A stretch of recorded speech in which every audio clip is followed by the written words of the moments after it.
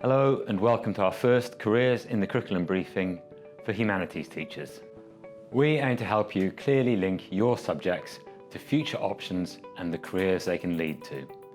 In this briefing, we will cover post-16 and post-18 options, an overview of subject-related careers, insight from one or two local employers, and sources of further information. Students who enjoy their Humanities GCSEs can step up to an A-level in the same subjects, or even begin to specialise in an area of interest such as early modern history or geology.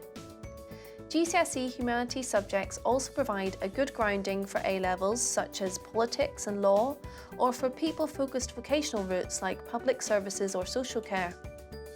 Students wishing to move to a post-16 apprenticeship can find opportunities in businesses such as land and property or many public services.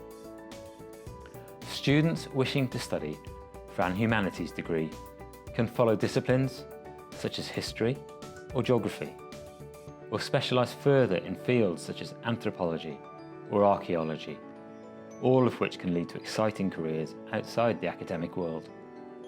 Direct vocational routes are also strong in humanities, with degrees available in disciplines such as land surveying, social work and law.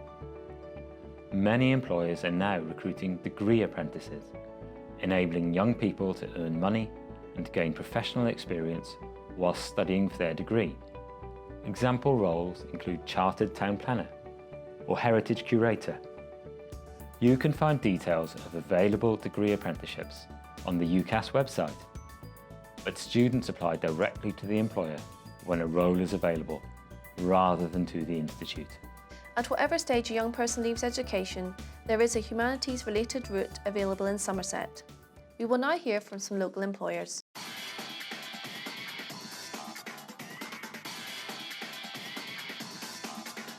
I'm Susie Simmons and I'm the Museum Operations Manager, and I work for the South West Heritage Trust. And within that, I'm responsible for all the day-to-day running of the museums, and that's for the Museum of Somerset in Taunton, Glastonbury Royal Life Museum and the Brick and Tile Museum in Bridgewater.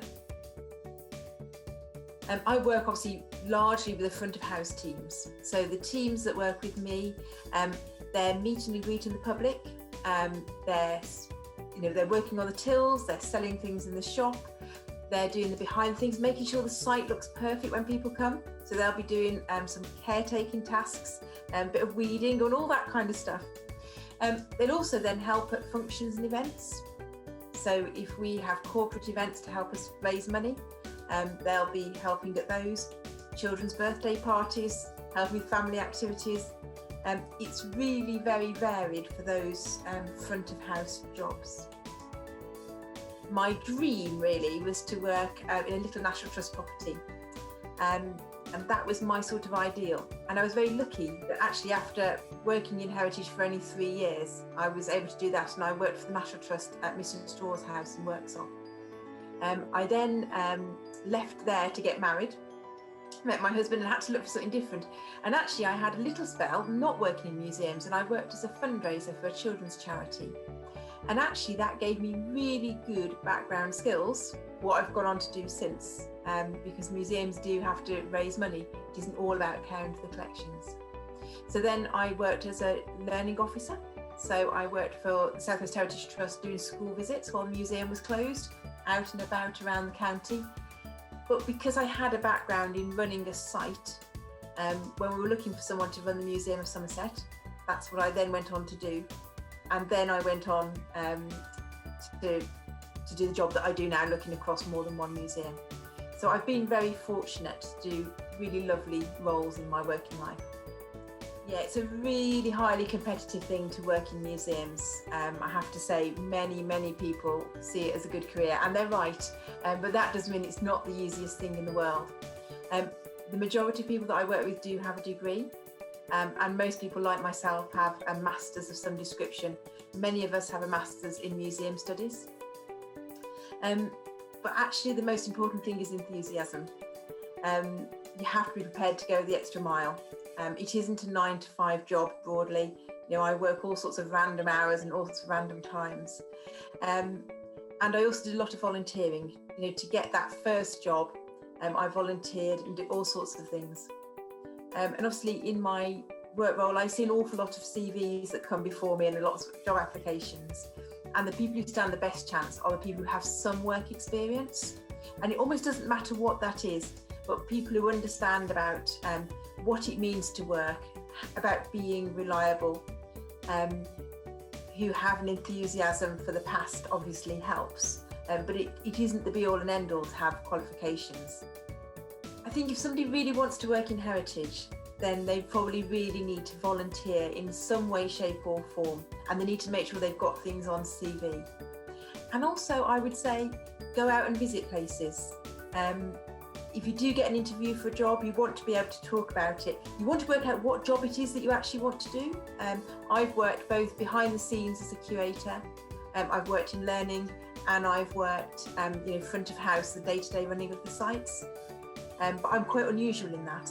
So if you visit lots of sites and go to different museums or different attractions and think, what job would you actually like to do? Would you like to be in the background, behind the scenes doing something, or do you want to work in the museum on a day-to-day basis? And talk to people who do that job. Generally, people who work in heritage are very lucky, very lovely, and I'm lucky that I work with some really nice people. And if you're going around an attraction, somebody's doing a job that you really like, ask them. I think we're generally pretty approachable, but it is quite a tricky field to get into, and I think that means that people have got to go that extra mile. It's not going to fall at people's feet.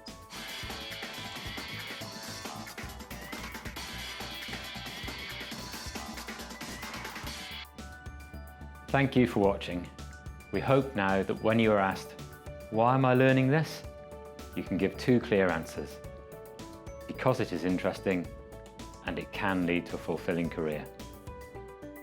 To receive regular updates, subscribe to the EBP newsletter today.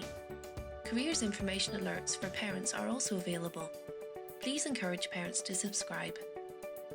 Details on how to sign up for all newsletters, plus information to help you promote the Parents Alert, can all be found on the EBP website at www.somerset-ebp.co.uk.